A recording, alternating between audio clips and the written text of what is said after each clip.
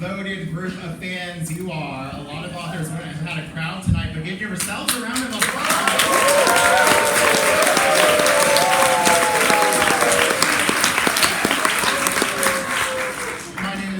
I'm the event host here at Union Square, and I'd like to welcome you to our home. Obviously, you know the gentleman standing right here.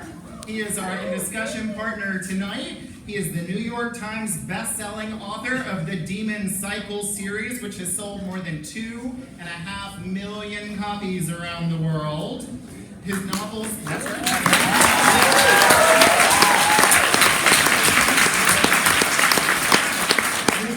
Include The Warded Man, The Desert Spear, The Skull Throne, and he has a new release, Baron. If you need a signed copy, we have some for you over the entrance on your way out. And he has a new graphic novel, Red Sonja Unchained. So a big round of applause for...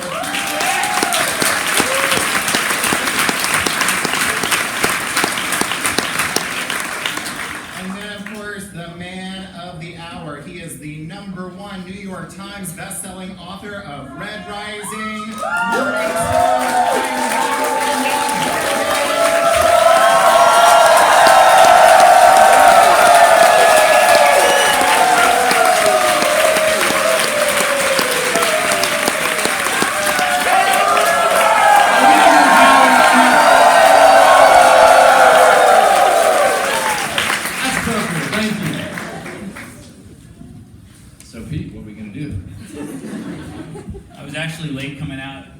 because we were already starting the discussion behind the tables. Yes, sorry, I told you about that. Yeah. So I hear you are the Hasselhoff of Germany. Literary world. I am far more famous in Germany than I am anywhere else in the world. I thought you were going to say far more famous than Hasselhoff. Well, I haven't been drunk on the floor eating a burger yet, so... We can all dream, you know? Yeah. You know, we gotta aspire to something. It's America. We can all have that moment. Thank you everyone for coming out. Like, the Howlers have really earned their stripes tonight. It's like Ragnarok out there tonight. Half of me is completely drenched, the other half is completely dry. I'm like Two-Face. And super psyched to see Pierce. Like, we don't see each other nearly enough. No, this relationship's broken down. We just flirt on Twitter. Yeah. The love is gone. So we've got a lot to talk about. But first, you've been on tour for what, 10 days now? I think so. I kind of entered a fugue state.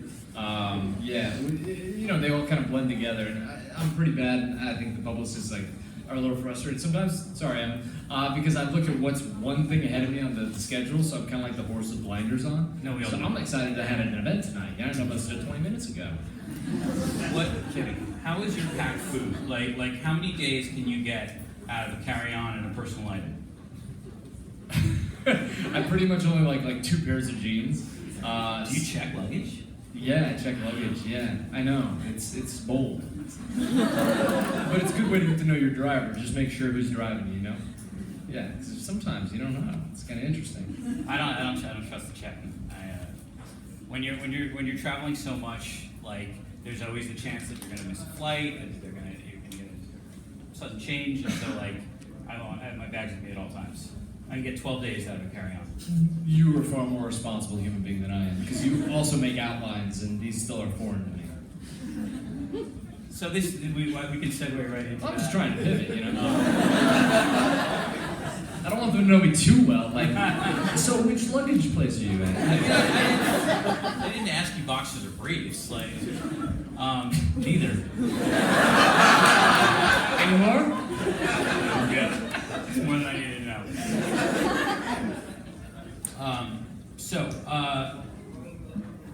You have shifted, we were just talking about this, we're both starting a new series that's over a decade after the old one ended. You went from 1 POV character to 4 in Iron Gold, and now you're up to 5? Well, I just figured 4 wasn't enough. Why make it so easy? Let's go with 5, with the smartest person in the solar system, and see if I can write that person. That was so easy, yeah. Are you going to go the full George R. R. Martin and just keep it? I think it's going to be 19 next time, yeah. Because 800 pages isn't enough. I mean, I've told this book is a rat killer, right? Quick question, how many of y'all have read Dark Age? Show of hands. All right, so if we get to the Q&A section and you see those people, keep your hands up. No, don't be timid. If you see these people with their hands up and they start asking a spoilery question, summon the inner Severo and give them a good old kidney shot. All right? Because we want to keep the spoiler free. I'm only up to chapter 5, and I've already had one of those, oh man, like death scenes. Yeah, I'm sorry about Darrow, man. Yeah. It was just time. Yeah, it's time.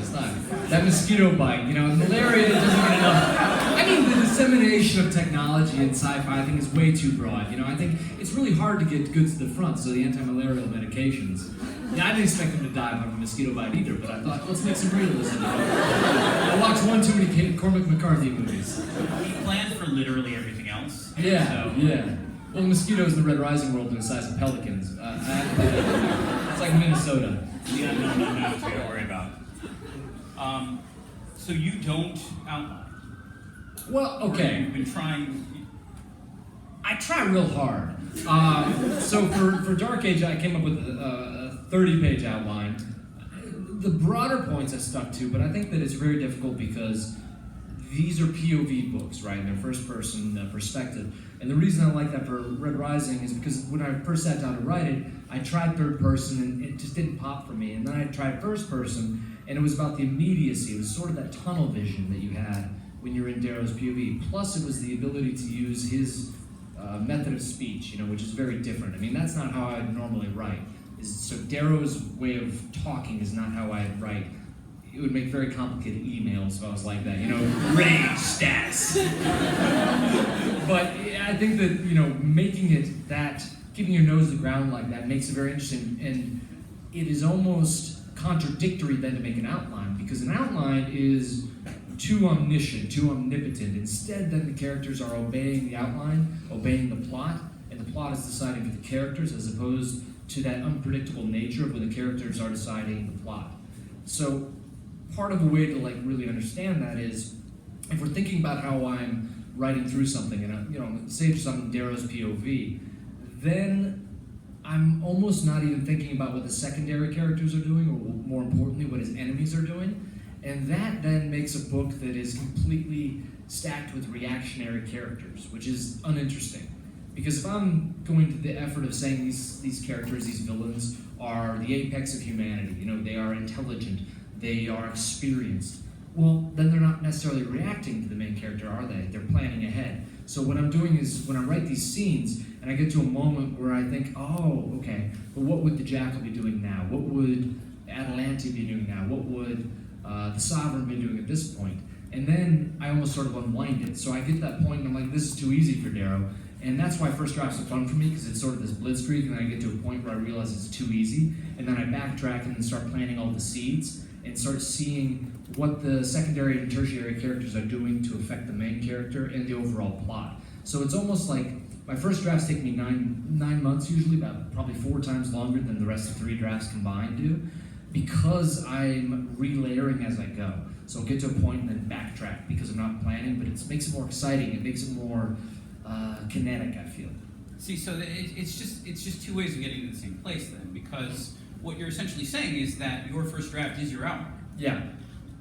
So I'll write an outline that's 150 pages. I'll go through the exact same process that you do of, this is what this character feels, this is what this character is like, what their motivations are, this is what they would do in all of these situations, and I sort of work out the whole story without worrying about the prose and without worrying about the tactile parts of it. And here's the difference. I can't know what my character's thinking until I write the prose.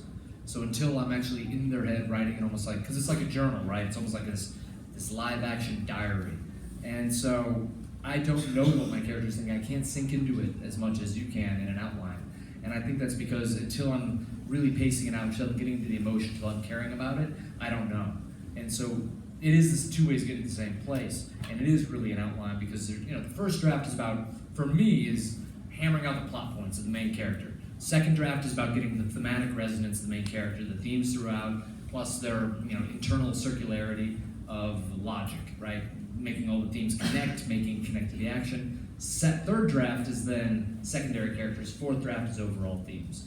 and I just layer it out that way because it makes sense to me. Or I don't plan. So like this is the thing where like everyone writes differently, and there's no right or wrong way to do it because it's the way your brain works. And so I'll work out like the technical aspects of the story first, figure out the plot, figure out where all the characters are going to end up, and then when I write the actual prose, then how does the character feel about this as it's happening? Like what is their emotional reaction to the things that I already know are going to happen? And so like I layer an emotional layer on top of that like cold skeleton. But we get to the same place. But here's the thing, I feel alienated by that cold skeleton. I feel as though it's because I try to put down an outline and I almost feel myself disinterested. So it's like I have to force myself to make the outline. The outline, it's only 30 pages, could take me 2 months, and it doesn't make any sense, but I could write 100 pages in 2 months, and it's more fun. And so it's because I lack that exploration. You are laboring under the delusion that work should be fun.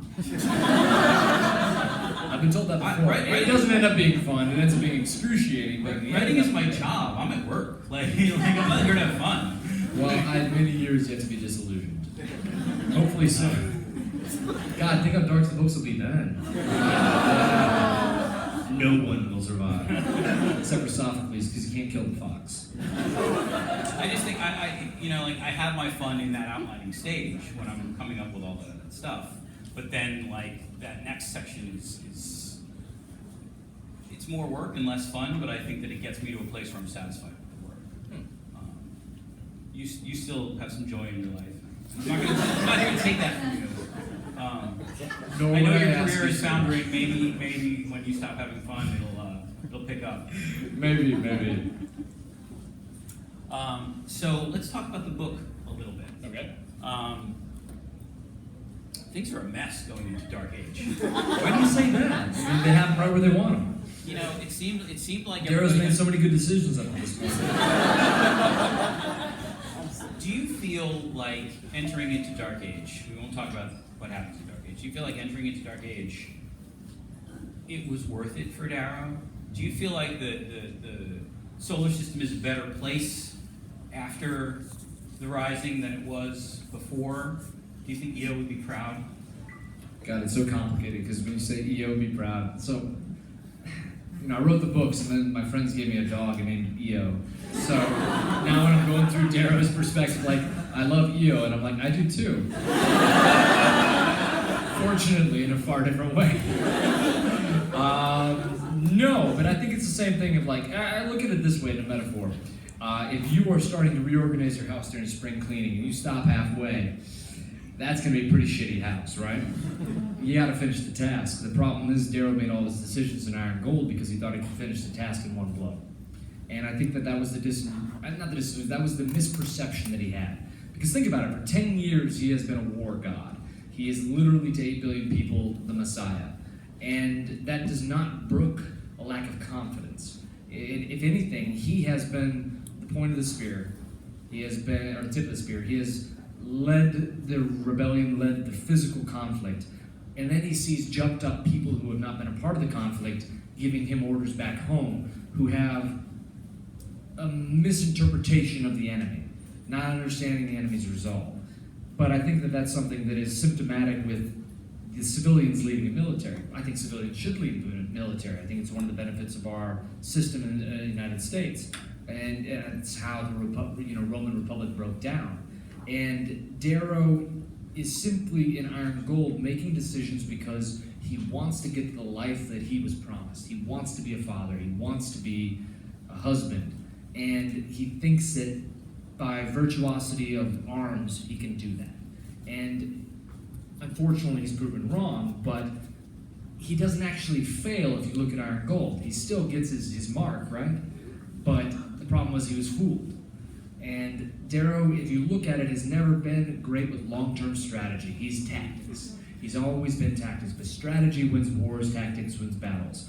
And he cannot lose a battle, but he keeps losing the war. And so I think it's frustration, I think it's exhaustion, I think he's not happy with where he is, but I think that creates then the desperate act. And I think that he thinks he can end it with one blow. The problem is he's created a new generation of golds who grow up and their sole purpose in life is to prove themselves worthy, to gather that almost impossible, unnameable virtue of golden society, which is auctoritas, which is authority by virtue of success, which is what dominated the Roman Republic, is this idea that your authority comes only from the things you accomplish in this temporal life, right? Not by birth. Birth sets you up, but then you gotta succeed. And Darrow, unfortunately, has now created a generation whose sole purpose is to kill him. So everyone is fighting his better. Everyone is used to his tactics. Everyone is training for him. And I think it's just a different ballgame. And old dogs, new tricks, you know? Well, he's always been the grand gesture guy. Like every situation he's in, it's like the solution is a zany scheme, and if your zany scheme fails, then you need an even zanier scheme. Yeah. Oh, well, my fleet is going down. I'm just going to launch myself through space into the cockpit of the enemy ship. You're saying you wouldn't do that?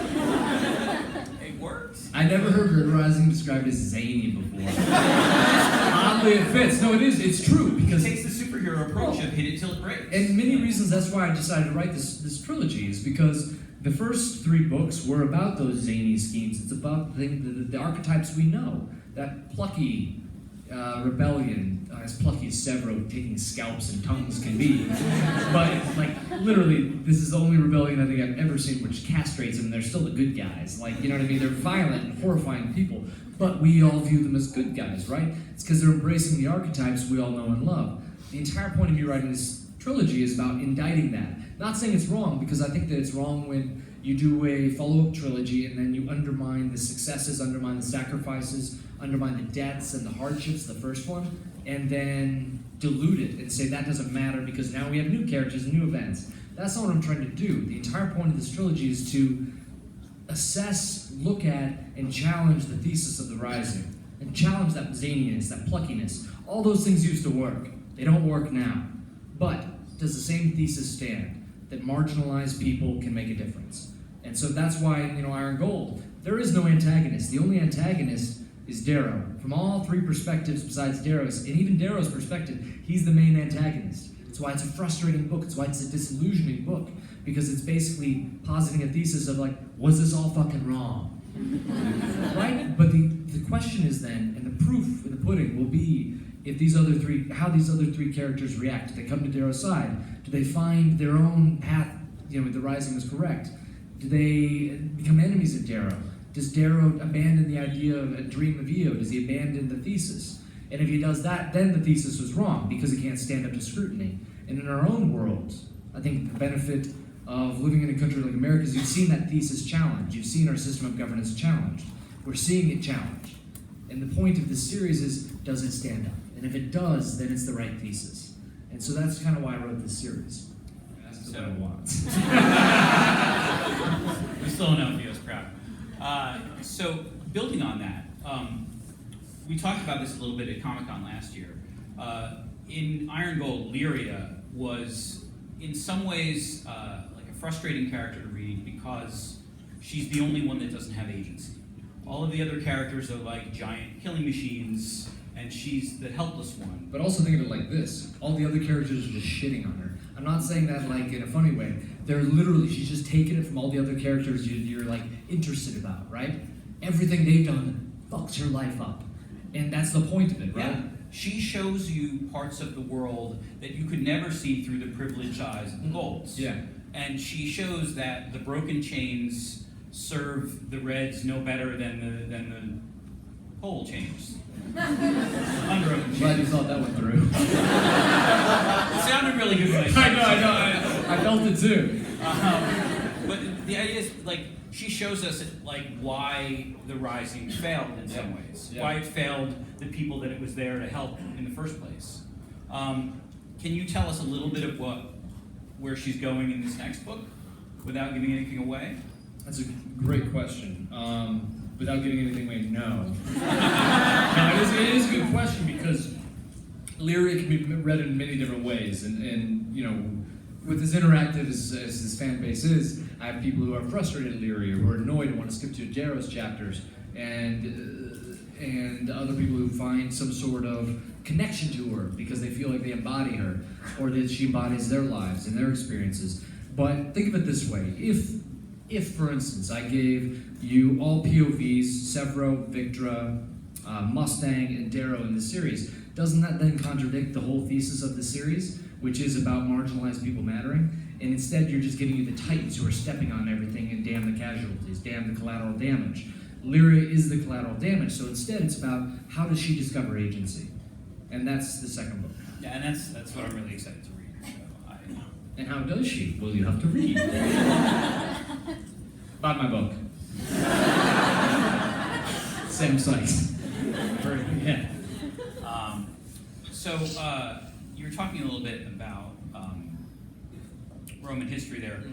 Clearly, like even to someone who hasn't studied ancient history, like there's a lot of ancient history in your books. How have you studied, and what has that done to influence your writing? Well, Is Darrow Caesar? if you read Rubicon, maybe. Because, never mind. I won't get that deep. It's hard because, okay, I love ancient history so much, it's hard to know how deep a dive I should go. Because sometimes you want to go too much fidelity to, the plot arc or the thematic arc that you're trying to match with Roman history or Greek history. I mean, the entire series was conceived of because I was reading Greek plays, not Roman plays, which is interesting, and that's why I chose to, showcase to a degree how Rome's bastardized 300 years of Greek history, right? Or 300 years of Greek mythology, actually 500 years of Greek mythology. And so it started with Antigone, was supported then by the Republic, and then the tone is very much the Iliad in many ways. So it's constantly reinforced by Greek history and Roman history, and particularly the rise and fall of the Roman Empire by Gibbons. But you can also see parallels between the Byzantine Empire and the Roman Empire, and the Rim and the core society and how they differentiate. But I try to make this its own story, not follow beat for beat. However, a lot of the characters were inspired to a degree by let's say the themes that were prevalent within Roman society, which is the idea, like I mentioned before, of auctoritas, which is through the patrician families, the most important thing you could do was rise to high office. Now, the thing is, it was a cannibalistic society, and I say that because of this. You can only be a consul, which is kind of the chief appointment, for 1 year. And after consul, the best appointment you could get is to be a governor of a province. And the reason it was good to be a governor of a province is because as consul, after you were done with your time, you couldn't be prosecuted in office, but you could be prosecuted by the next person in office for what you did as consul. So what did that do? It created a parity. It made sure that you weren't being too tyrannical. It made sure you weren't changing from a tradition too much. So everyone wanted to be then appointed to a governorship, because then they would basically manipulate the tax system and skim the cream off the top and become billionaires while they're a province for 4 years and come back and be unassailable because they were so rich. That was the system. But the problem is, being Romans were at the same time, they would make fun of people who tried to get, if you're an old man and successful, like Marius, who was one of the most, Gaius Marius is one of the most important figures in society. At 60 years old, he'd been consul 6 times, and he re-entered the sphere of politics, and he was made fun of for it. Mocked. He went out to the training grounds, the gymnasium, and started training again, and everyone stood up and jeered him, even though he'd won 2-3 successive wars for the Roman Republic. But he was mocked because there's this parity aspect in Roman society. No one wants someone else getting higher than them or too high, because it constantly knocked them down. And then he got back in 7th-term consul, but it almost invalidated him. It made him less cool. Does that make sense? Because it made him like, oh, he's an old man playing at the new white guy's tricks. But at the same time, they made fun of him for buying this huge estate near this oyster field because they thought he was just going to go fat on oysters and become like a Philistine, a Greek, And so the thing is, in Roman society, it was so competitive. Even when you got to the top office, you couldn't win. And that's what is interesting about the Gold Society. Even when you get in that top office, you can't win. So they really did inspire the idea behind the Golds, backed up by Plato's Republic. But that kind of cannibalistic society is what I wanted to explore. And, obviously Darrow was my way in. Sorry, long answer. No, that was a good answer. That was a great answer. So this book was a little late. Are you just showing off because you're on time all the time? I say this as a fantasy author. Like we're late. Like late for us is on time. And your delay was 6 months. Like that's not. Well, we had one delay, and then 2 delays, and then my editor's over there in the lovely red dress, and I asked her, could I do 3 delays, and there was a 10-second pregnant pause. And I was like, I think I can get it out on time, and she says, I think that'd be good. So this is the question. What made you feel like you needed more time with this book? What made you think that that it was going to be as easy as the other ones were? This is something we were talking about just a few minutes ago. So the lack of, I mean, I had an outline for this, but the problem is I kept wanting to explore things. And as Trisha told me, I was with Ephraim's POV. I ended up making it like a Russian novel. Like, I really think Ephraim's POV was like 500 pages or something at one point. The book is 800 pages. And so I just started doing like deep diving and literally doing like an anthropological survey of 4 of the colors through Ephraim's eyes, who's constantly jaded and making jokes about everything. So all told, there are probably 200 pages of Ephraim jokes about other colors, which is a little racist. But overall, it was the constant expansion. I really wanted to dive deeper into the world, which as a fantasy author you know well, right? Yeah. So how do you maintain pace as well as expanding world? Because this book oscillates between huge scope and then intimacy. And so like when I was writing it, I couldn't figure out how to do it, but near the end, Trisha helped me out, and I started thinking of myself more as the Eye of Sauron. Like, here's how. Not that I'm evil. That's the quote for tonight. But it's like that spotlight, you know, you're like, instead of, this is why I got out of Darrow's POV, one of the reasons is you're literally following the action around like this. Instead of trying to give equal credence to each character and trying to split it up like this chapter is Lyria, this chapter is Ephraim, this chapter is Darrow, trying to get balance. Instead I was following the action around, following the story around, and telling it through then the POVs. So the beginning of the book is basically the first third is just 2 POVs oscillating back and forth. And then it pops over to like 5 chapters of one POV, seed it with one, another one, and then 5 chapters of this POV, and then 6 chapters of the one where I only have one. So it's basically learning how to use POVs in a different way, which is difficult because I wrote each POV by itself. So I did them one at a time and then pieced them together like some sort of jigsaw puzzle. And so that's, yeah, I know. Well, because Why would you do that? Because what's more important to me is that each POV sounds like that character and is written like them, as opposed to making the plot work, because I can make the plot work in the next draft. So this is my first draft, right? This first draft took probably 10 months, Trisha, you think? Yeah. And so it was because I was doing, I first wrote Darrow, then I think I wrote Lysander, then I wrote Ephraim, then Mustang, then Lyria, or maybe Lyria, then Mustang. And then I matched them all up because it was more important to maintain that fidelity of perspective. And I thought that was more true. And then the problem was then I saw what they all looked like together and I'm like, holy shit, why didn't I do it Pete's way? Well, this is the thing. When you have a lot of POV characters, if each one has their own story arc within the larger story, syncing them up so that they all, for lack of a better term, climax at the same time. Well, here's the problem with multiple POVs, right? If you have them, like the traditional structure with Darrow is, you have the fun prologue, you have an inciting incident around page like 30, then you have the catalyst, then you have the inciting incident, then the first act begins with something shocking, or the first act ends with something shocking, then you have the middle thing, which is just putting obstacles in front of the character, then you have a twist. This is like basic Hollywood structure, right?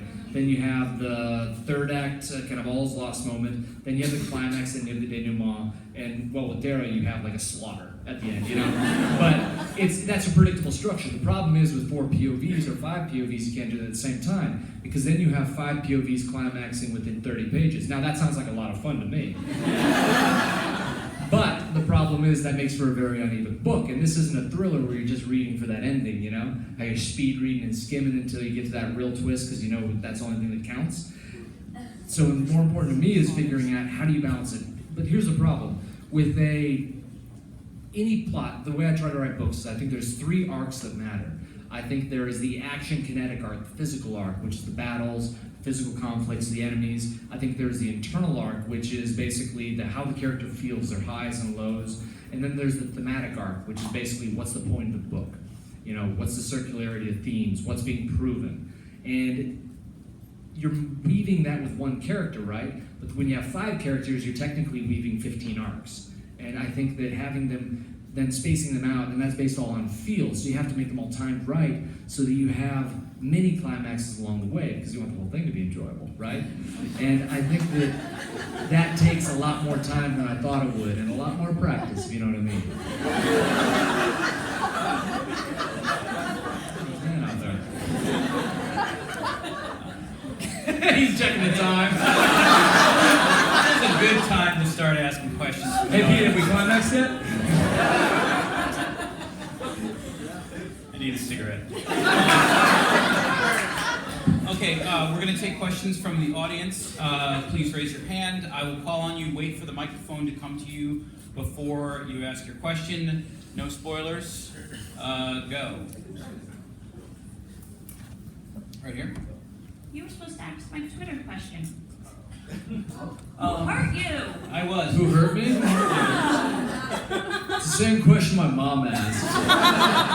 I'm not even kidding. She read Red Rising and the EO thing happened, and she was like, "Where did you learn all this?" I don't know. Move around 8 times, you feel a sense of alienation. Little did all my classmates know what I was really thinking. Next. We got one right here. All right, so hi Pierce. Hey, brother. So from your writing, obviously you're really into like military history. You read a lot about battle strategy and everything like that. But one thing that I pick up is that you seem to be really interested in like the camaraderie, the psychology of battle, and this like military lifestyle in general. So I've been curious, what is your have you had any connection to the military? I mean, I assume from your bio, you don't mention anything about ever having served, but was there a time when you were interested in serving, and why didn't you? If you were interested, do you have close friends who have served? What if any is like your connection to military life? Yeah, so we have a long history of service in my family, and I, for some reason, chickened out. Credit being 18. And the thing is, a lot of my friends did, a lot of the people I went to high school with, a lot of friends in college. But I think that any team-based activity is essentially the same thing. The problem is, the other thing is, the military is just it's exponential returns. It's the most concentrated team activity ever, filled up with tons of alienation and hurry up and wait, right? So it's frustration. Yeah, we know one military person. Yeah, it's tons of frustration. It's 99% filling your time between like activities or shifts. And so I think that it's reading a lot. I mean, one of my favorite things when I read when I was 14 is this kind of family heirloom that was passed down. It's this book called Between Two Flags, which showed basically firsthand letters and accounts of battles and the Civil War between Confederates and the Northern forces. And it's literally there just depictions of the battles and of the time between the battles, which was filled up most of the pages. And seeing how the human psychology hasn't changed at all, I think is what's reflected in these books, is that the people are still people, they're still only worried about their friends. Most of them describe PTSD as coming from the ability not to do more than what they actually did. So it's not like the violence they perpetrated, it's the inability to stop the things that happened that were bad. And I think it's that sense of futility which these books capture, as well as some kinetic action and stuff. But it's one of those things, like you get really insecure a lot of times when you're writing military history, or military fiction, because, I've never been in a firefight, and yet I'm writing interstellar war, and then when, one of my buddies is Navy SEAL and he says I capture well, I'm like, no, but I take that as a compliment. It's the same thing as like, I think it was like tweeted at me like a year ago that James Comey was reading Red Rising. It was on his bedside table. And I'm like, okay, so the director of the FBI is reading about me writing about terrorists. I'm like, well, I feel like I'm bullshitting. But at the same time, he's still reading it, so it's kind of like you overanalyze it, and you project too much. So I think it's about being true to the characters and the relationships, and realizing that, yeah, the big ideas are great. The ideas of fighting for freedom and liberty, but really it comes down to the person right beside you. But I think it's that in almost any endeavor, but the military more so. So it's a lot of different things culminating.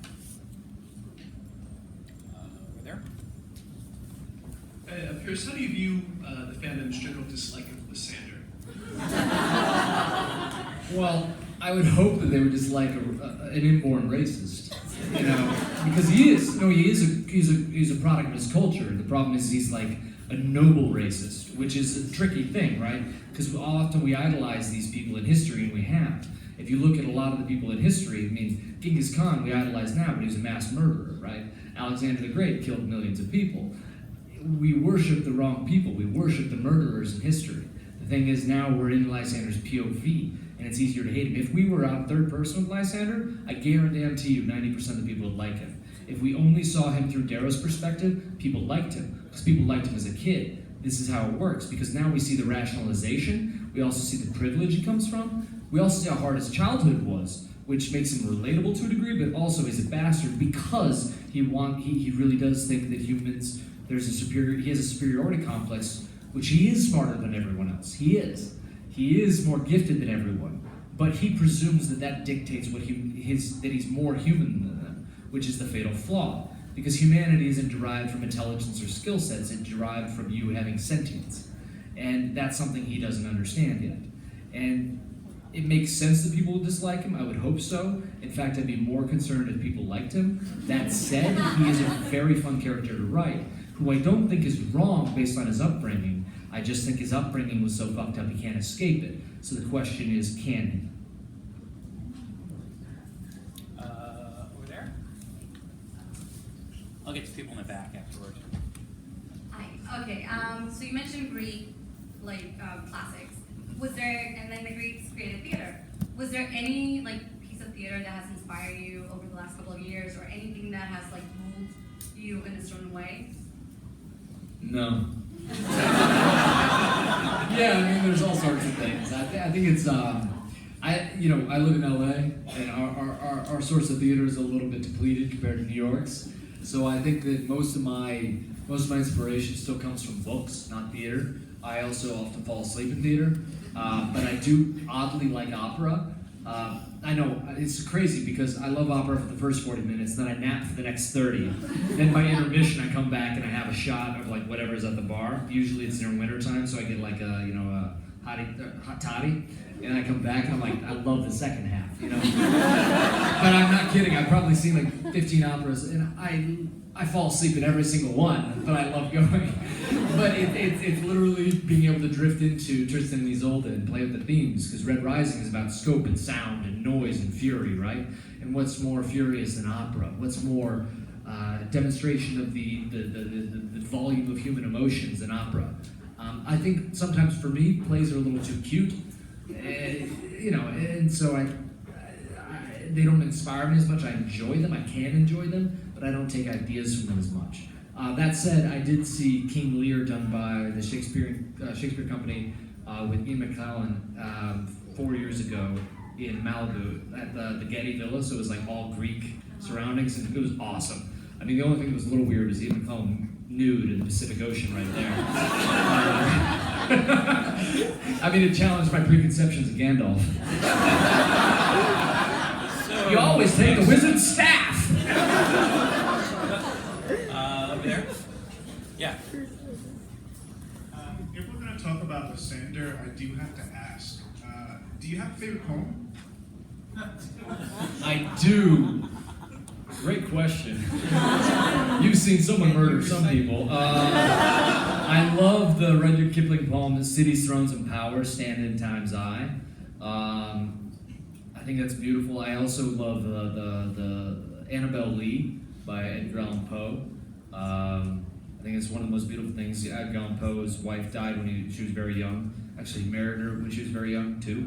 So there's some real duality there. But anyway, she perished when she was young, and he wrote a poem called, Love Song of Annabel Lee about the Ballad of Annabel Lee. Love song? Ballad? I don't even know my own favorite poem. But about her dying, living in the sepulcher by the sea, and the angels stole him. The angels from heaven were jealous of their love, so that they stole her away from him. And I love that feeling of indignation at the loss of a loved one. And that really kind of helped me inspire Darrow to a degree, is the indignation of his young love being stolen away. and I thought it was very beautiful, and I think it's some of the best prose. I think that there's also mermaids in it, so I love that. Back there. Yeah. You got The it. thumb guy. Wait, you got his hands, the flexing guy, yeah. I love how you did the one thing no one else is doing. Hi, huge fan of the book series, me and my brother here. Inspiring myself, that's not the point. But you can buy my book later. Me and my brother, I had an argument with him. I want to know, Tactus, one of my favorite characters, you killed mad about that. I want to know, do you think that had Tactus survived into the Rising and found out that Daryl was a red, you think that he would have joined him? I feel that he would have minded. Yeah, I don't think your brother does. I literally see his head moving in the audience. Disagree. Oddly, okay, so I think yes, the question, he would have joined Daryl because he'd been alienated by his own society. The question is, how strong would that fidelity have been? How strong would that trust have been? Would he have defected later on? That's the question. I think he would have yes for a little while, but would he still 10 years later? I don't know. Whereas, Lorna Arcos, if you told him right off the bat, Lorna would have just cut his head off. So Tactus, I think for a while, because Tactus never been given that second chance, but as Tactus grew up and evolved, I'm not sure. I think that grip that Apollonius had over psychology is pretty strong. And you've met Apollonius, so So I think that Apollonius did a pretty good psychological number on him. But that would have been really fun to explore, and it's one of those FOMOs I have. Like, I really would like to explore that more, but I have bloodthirsty editors who agree with the slaughter I sometimes put on the page. Right up here.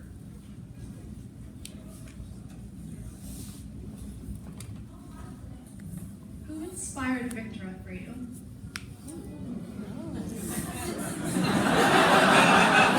That's a really romantic question. Well, Blushing. considering I have a girlfriend now and we don't talk about past relationships, I'm gonna take the fifth on that. Moving on. I'm literally turning purple up here. What's up, Pierce? Hey man, how you doing? Good Ragnar beard, I love it. Yeah. Shout out to Here Go Ragnar. Here go. Yeah. Two quick questions. Who or what inspired you to write Darrow? Because I think we can all agree he's one of the most captivating characters we've ever read about in a book series. Go And on, also, keep going. No, also, Rubicon, recommend or highly recommend? highly recommend. I'm rereading it right now. It's amazing. One, because Rubicon's a book by Tom Holland. It's a deep dive into basically the thesis is that Julius Caesar brought about the Dark Age incidentally. So it traces the fall of the Roman Republic, why it did, the endemic things and systematic things, which protected the Republic for a long time. That parity I was talking about is no one got to rise too high without getting their head cut off, basically, or getting expelled, and how Caesar changed that. But also the people that presented. All right, so Mustang, for instance, in Dark Age and in Iron Gold, is reticent to do the things is reticent to take more action than the executive branch is granted within the compact of the society, directly because of the people that set the stage for Julius Caesar to seize. Well, he didn't technically. Okay, Caesar and Augustus to seize the proverbial throne of power in Rome. Romans were for a long time suspicious of kings ever since Tarquinius got kicked out 700 years before Augustus, or 500 years before Augustus. So they were always skeptical of kings, and always skeptical of one person rising higher above the rest, like the tall poppy thing, right? And so Mustang knows exactly that it was Sulla and Marius, this generation, that allowed Romans, soldiers. Like, for instance, Sulla went into Rome with an army when he lost politically one time, and that set the stage for Julius Caesar 30 years later to basically cross the Rubicon, which ended Western republics and democracies, the idea of it. So that's a fantastic book.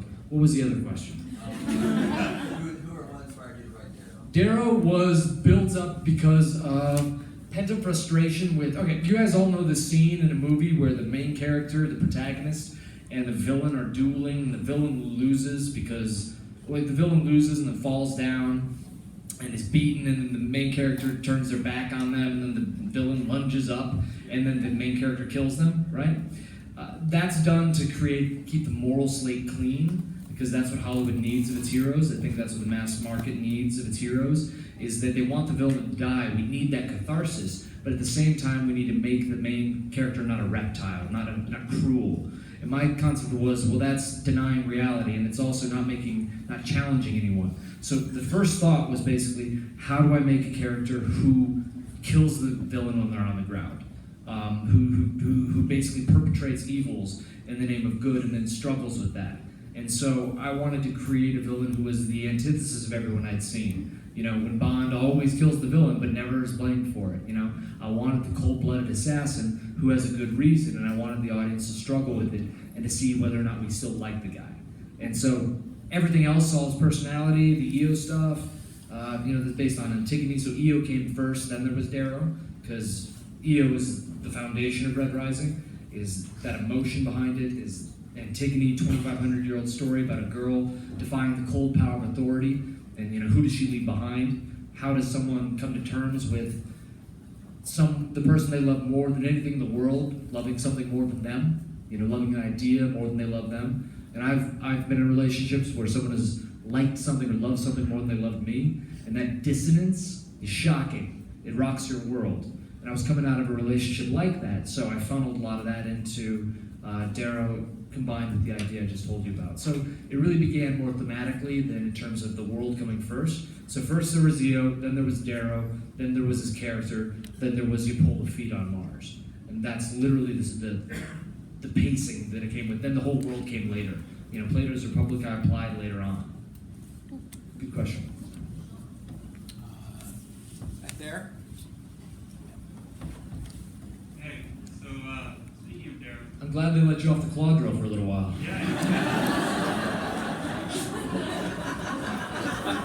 We'll be doing casting next week. You got to come by. I had a question about this. Speaking of Darrow, what inspired his sort of the idea behind his paradigm shifting ability, and like that whole concept as a whole, leading to him feeding most people throughout. You're literally gonna laugh. It's simply in a scary movie, when someone feels like they're being hunted, I'm like, you dumb motherfucker. Just run any direction. Because if you're stalking someone through the woods or through a house and they just run in a different direction, like shit, like where are they now? Now the hunted becomes the hunter. And I really just think, like, I never feel uncomfortable, I just run away. And then I hide behind a corner, like, where are they?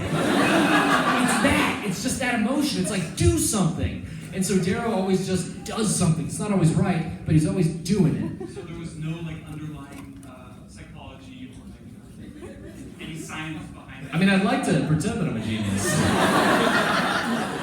To a degree. I mean, there is. Okay, so part of that spawns. It's somewhat, it's all tied together, because part of it comes from Gold's being able to live so long. So they're a martial culture that can live to like 140, 150 maybe even.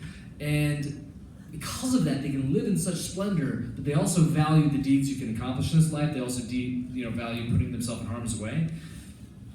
That there is constantly tug and pull of like wanting to do the badass thing, but also wanting to survive. It's basically this entire idea can be summed up in the beginning of Golden Sun, where Darrow is forbidden to launch himself at Karnas's ship. And because he's shut down there, because Gold's be like, no, that's stupid. There's probably a 30... Zany. It's a zany idea. It's a zany idea with only a 13% probability of success. He's the anti-Vulcan, right? So these people won't do anything that jeopardizes the possibility of living 120 more years of cool life with tons of pinks and great food. And so I think it's literally a cost-reward thing. So you have as a culture that was based on iron golds, based on autoritas, based on everything you can do in this world, what you can accomplish, and your deeds echoing through time, right? Like you're shouting to the wind, like Karna said, yet at the same time, they get to lose so much more than any of the other colors that they die. And that's what's kind of ossified and poisoned their society. That's what's made them all, that's what's increased this largesse and made them soft, because their lives are so awesome, so they protect them. Darrow literally has only his mission to live for. And so he's able to risk himself and change things more often. I think he challenges preconceptions because he's also more willing to let people die behind him. And because of that, these things that aren't necessarily noble, he's able to do noble things, which is what makes it interesting, because no character is interesting to me unless they're at war with himself. So if Darrow can do things painlessly easy, well, why is that interesting? You know, and so if he changes the paradigm and doesn't have something bad happen, well, then why did the paradigm exist? So this whole Dark Age he did, this whole thing that's happening, that was always a possibility, right? You know, it's like having robots. That's why Nero's afraid of robots. It might make the world better, but it would probably make it worse. And this is the same with Darrow. He's shaking it all up, and we'll see what comes out the other side.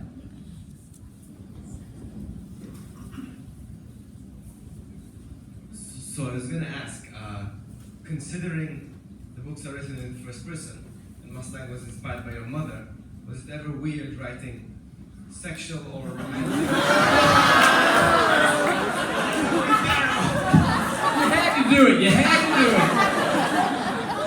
it. Yeah. You know what's even weirder? When someone asks that question, my mom's in the room. She's not here today. It happened in LA, and I was just like, oh, God.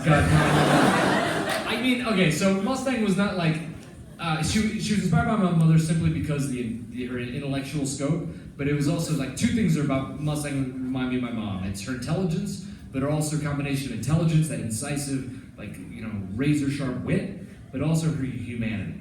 And Mustang, the thing that attracts Darrow to her, the thing that attracts him to Roke, and even Cassius, is their humanity. Is that fundamental sort of kindness to them that no one else really sees, and Mustang has it more than anyone else. So my mom was really smart, and she was a family of 10 growing up in Iowa on a truck driver's salary. Her mom died when she was 7, her dad remarried, and 5 new kids were brought into the family, and then she put herself through college, had graduated 2 years, 3 degrees, and was one of the first women to run a TV station in the country. And so all this from, applaud my mom. We're not here. So that to me was really impressive, right? And also seeing, her dad didn't like that. She did all that, her dad resented her for it. He resented because he didn't do anything with his life and she did so much with hers, and he didn't need her. And so that's kind of the Mustang dynamic with Nero, that kind of thing. Now, all the other stuff, the sexy stuff, not my mom. So get that Oedipus complex out of your mind. I've read the Theban plays, I'm not trying to live them. I think we got time for maybe one more question. Right here.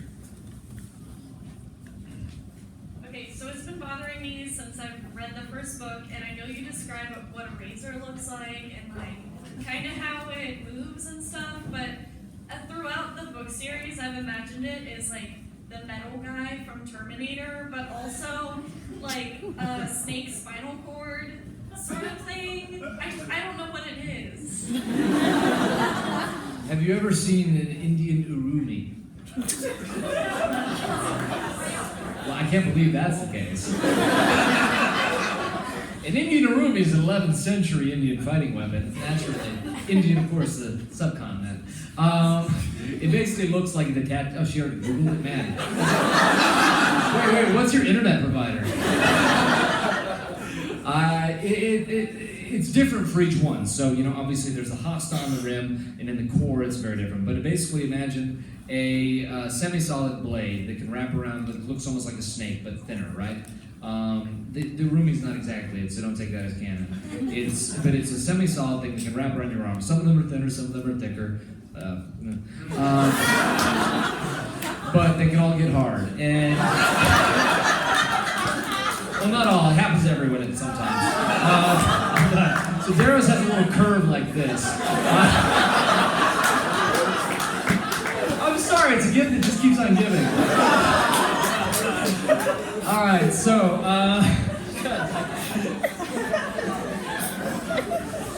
the thing with Terminator is great, like the idea of the metal, but it isn't quite as fluid as that. It doesn't look like liquid mercury, which is what that was based on. It instead it turns into a semi-solid state, which is, oh God, I'm trying to use not the right adjectives, the wrong adjectives. It looked like it.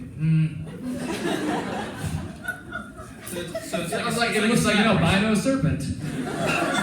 It's like a snap bracelet, but a sword. Yeah, like a snap bracelet, but a little more fluid than that can either wrap around your arm or wrap around your whip. Imagine on your side it looks like a whip with a rigid handle. And when you do this, but the thing is it has a little toggle on it that you can shape it to whatever shape you want it to be. Most people flick it out like that because it's the quickest reaction you can do and it goes straight. Plus that's the formal side. Now obviously, the rim has a little bit different. They do it much longer. It's about 1.5 meters. So it's more like a spear, which is the hasta, which is, Latin fighting weapon, never mind. And then they use it more of the spear and the shadow fall movements. So they start over the top of the head and they come down. Whereas the Will Away is very different, obviously, but each fighting style is reflective on the type of razor they use. The core has thinner blades and are also quicker to draw, but they also have a slight curve, almost like a katana, whereas the Martians use more of a flat broadsword blade. Not quite as long as, it's longer than a Zephos, like those Greek fighting swords, like the 300, but not as long as a bastard sword that Jon Snow uses. So it's right shorter than that. I know, that's such a fun pun. You just listed every sword. No, I have claymores, I have wakatashi, I have sai, I have falchions. But anyway, it's basically different for every part, but the main thing is that it can go from a semi-solid to a solid state. Yeah.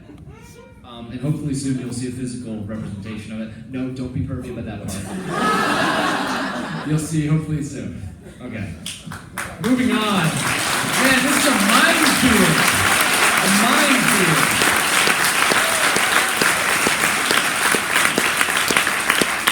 Ooh, one more so we don't end on that. Right here? Right here, yeah.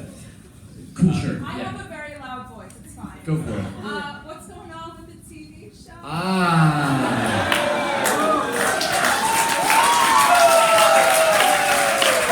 It's been really great seeing y'all. Thanks for coming out. The TV show. So, in 2014, I sold it to Universal, and I thought I was cool. So I thought a movie was coming out and be awesome. Then I found Hollywood, reality, right? So I wrote the first couple drafts, and then the script got passed off to someone else, and the whole thing went into what we call development hell, which is basically me sending emails and getting no replies. Fortunately, over a period of time, the rights reverted back to me. I sat on them for 2 years because I thought that, no movie was better than a bad movie. And instead, I started trying to piece together the creative team. And so I found a director, I found the writer, and if you know who they are, don't say their names, please, because they're still keeping it low, because I think it's important to put I don't think we should put the cart before the horse again, because I think that we're in a world that loves announcements, but nothing happens. Instead, I'd like not to be embarrassed again, and for when we announce it should be a success, not a maybe success, not an optional thing. But we've pieced together the pilot, written it, and we'll be taking it out soon. We have all the financing and all that stuff. We just got to have someone who wants to carry it, which is the network, right? And that's the pitch process. So hopefully in a month or two, we'll have a cool announcement. If you hear nothing, it's because I fucked up. Thank you all for coming out.